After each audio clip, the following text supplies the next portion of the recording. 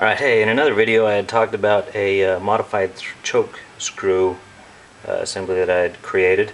This is how I did it. This is the choke lever knob that you can buy from like ProCycle and other places, great places.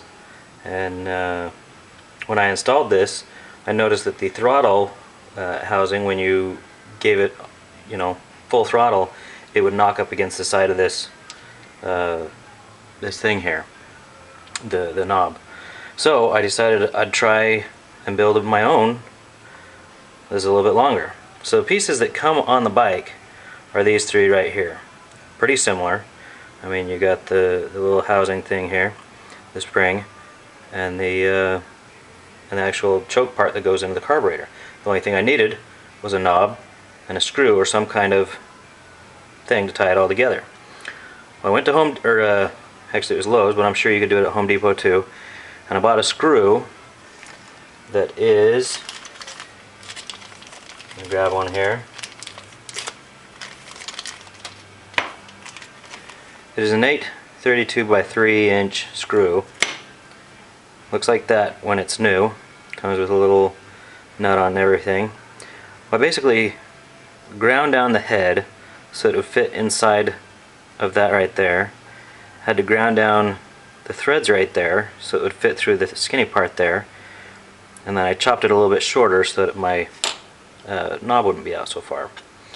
The knob that I chose was just this simple gatehouse knob. It was $1, so I grabbed that. Anyway, the way this all fits together.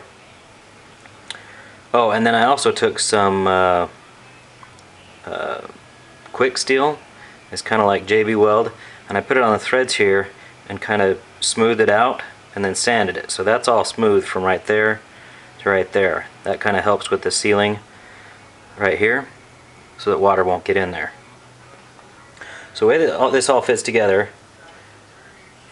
spring goes on there, this goes on here, and this is the carburetor end.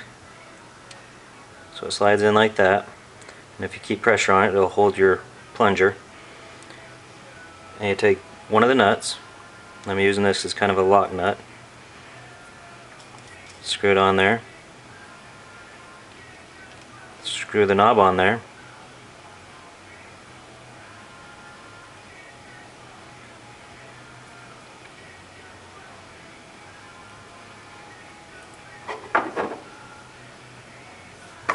and then tighten it back on against the knob so that the knob won't come undone.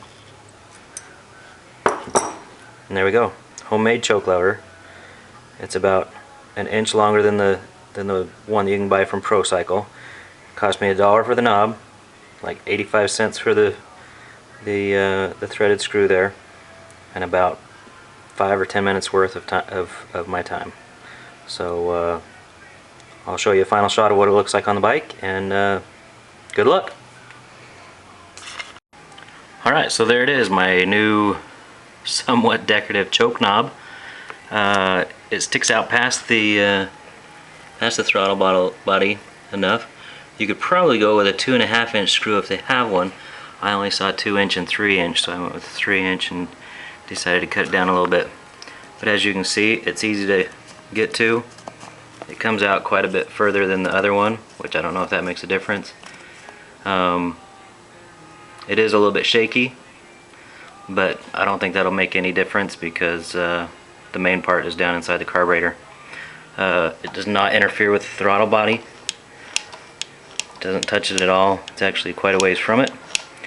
So yeah, there's a cheap way to make a throttle pull knob and get rid of your cable, because it may be rusted. Alright, happy riding!